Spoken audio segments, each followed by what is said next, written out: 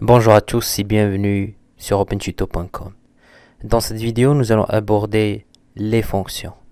Précédemment, nous avons vu comment créer un programme, comment l'exécuter. Après, nous avons vu comment déclarer et initialiser des variables, redéclarer des variables, supprimer des variables. Nous avons vu aussi les variables globales et les variables locales. Maintenant, on passe à autre chose, c'est les fonctions. Avec Python, on peut créer une fonction tout simplement, ou bien définir une fonction de cette manière. Def, le nom de la fonction, je vais appeler une fonction, c'est le nom de ma fonction, parenthèse, 2 points. Et après, cliquez sur Entrée, et avec l'extension Python de Microsoft, on bénéficie de la coloration syntaxique et l'indentation automatique aussi du code. Qu'est-ce que je vais faire? Tout simplement, je vais faire print hello world. Donc cette fonction, qu'est-ce qu'il va faire? Tout simplement, cette fonction va afficher un message hello world. Je vais venir ici et je vais faire appel à ma fonction. La fonction s'appelle une fonction. J'enregistre. Debug. Je vais cliquer ici sur Debug Console. Et je vais cliquer sur Start Debugging. Voilà, je reviens ici sur Debug Console. Et comme vous voyez, le message Hello World s'affiche. Une autre façon pour faire appel à cette fonction, par exemple, je vais faire print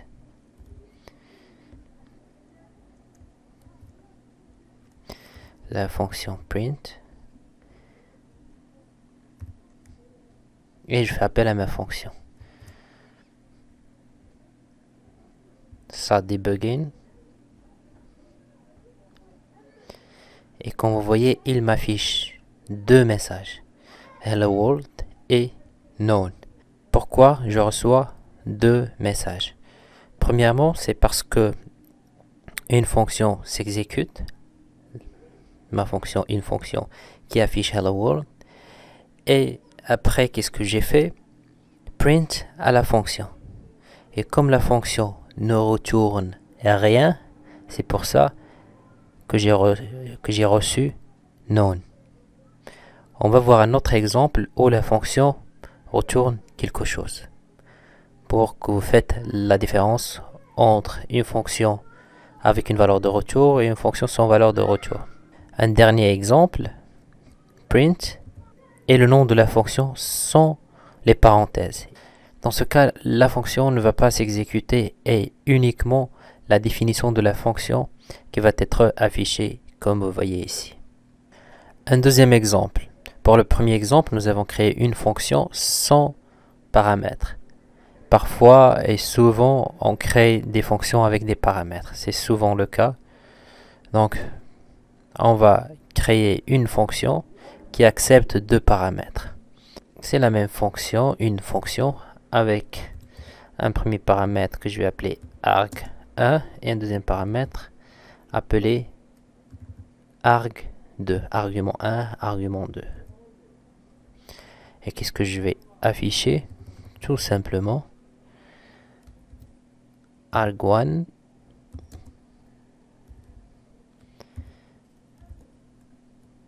c'est arg2. Voilà, et j'enregistre. Maintenant, qu'est-ce que je vais faire? Je vais faire appel à ma fonction, une fonction. Et par exemple, le 24 et 7. J'enregistre.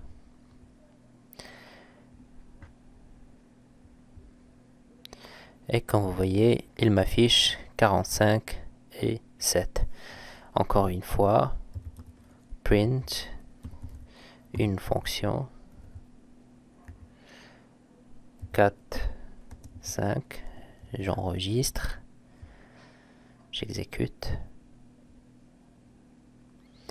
Voilà, premièrement, il m'affiche 45, 7 pour cette ligne.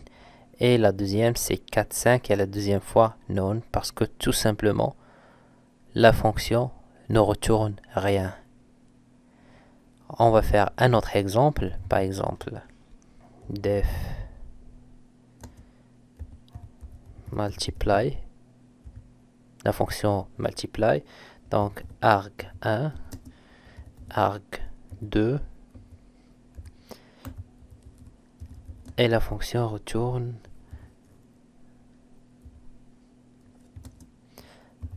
arg1 fois arg2. Qu'est-ce que je vais faire ici? Multiply.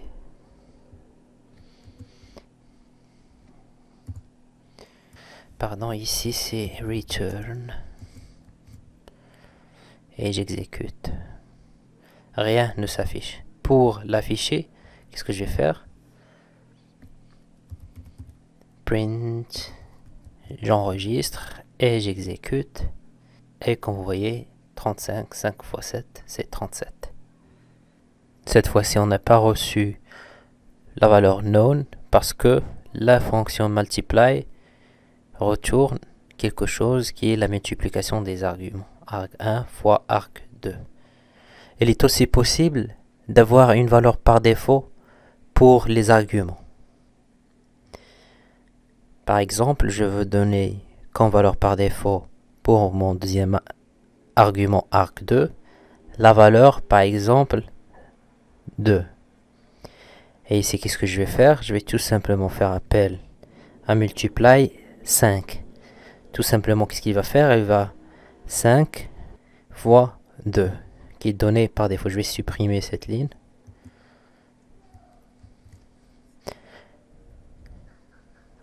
Et je vais exécuter. Et comme vous voyez, ça me donne 10. Donc la valeur par défaut d'argument 2, c'est 2. Un autre exemple, 5 x 5, je remplace argument 2 par 5. J'enregistre et j'exécute. Et comme vous voyez, ça me donne 25. Parfait. Aussi, je peux même donner la valeur de mon deuxième argument. Par exemple 6. arg2 égale à 5, ce n'est qu'une valeur par défaut que je peux modifier lors de l'appel de ma fonction. J'exécute. Et comme vous voyez, ça me donne 30. Parfait. Une autre façon, par exemple, ici, au lieu de multiply, je vais faire la différence. Pour que ce dernier exemple donne un sens. Ici, qu'est-ce que j'ai fait? Argument 1 moins argument 2. Par exemple, ici, 8 et 6. Donc la différence, c'est 2. Ici, par exemple, je veux changer l'ordre de mes arguments. C'est aussi possible lorsque je fais appel à ma fonction. Par exemple, qu'est-ce que je dis ici? Par exemple, ici arg1 moins arg2. Ici, je veux de arg2. Donc, qu'est-ce que je vais faire? Donc, arg2 égale à 8. Et arg1 égale à 6. Donc ici, je vais remplacer 6 par 9. Et j'enregistre.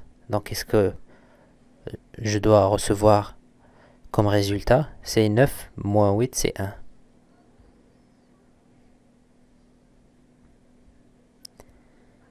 Et comme vous voyez, je reçois le 1. Impeccable. Le dernier exemple que nous allons découvrir, c'est comment créer une fonction avec un nombre variable d'arguments. Une fonction où on ne connaît pas le nombre d'arguments passés comme paramètre. Donc pour cela, vous ajoutez le dièse et args. Donc ici, on ne connaît pas exactement le nombre d'arguments qu'on peut passer à cette fonction multiply. Donc je vais appeler add et cette fonction que je vais vous expliquer son fonctionnement tout de suite. Donc je déclare une variable result initialisée à 0. Donc une boucle qu'on va découvrir par la suite, x in args. Donc je vais boucler sur le nombre, sur les arguments, ou bien le nombre des arguments de ma fonction. Qu'est-ce que je vais faire?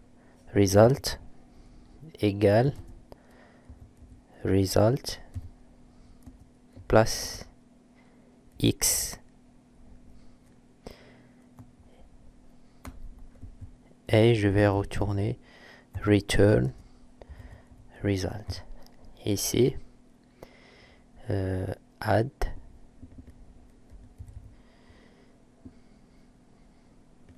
donc 4, 5, 9, 10.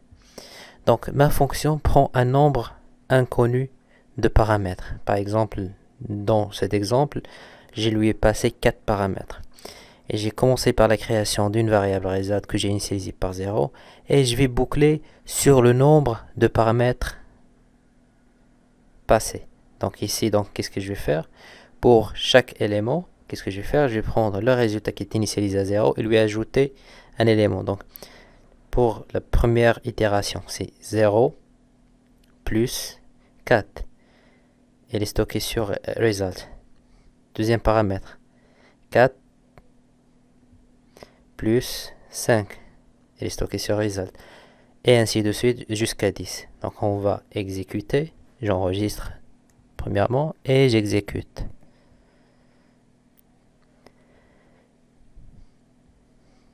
Et comme vous voyez, c'est 28. Donc 10 plus 9, c'est 19.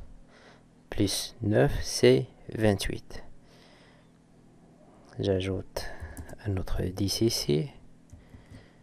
J'exécute. Et 23. Voilà, donc c'est tout ce qui concerne cette vidéo. J'espère que ça a été clair. Si vous avez des questions, n'hésitez pas. Merci et à la prochaine. Bye bye.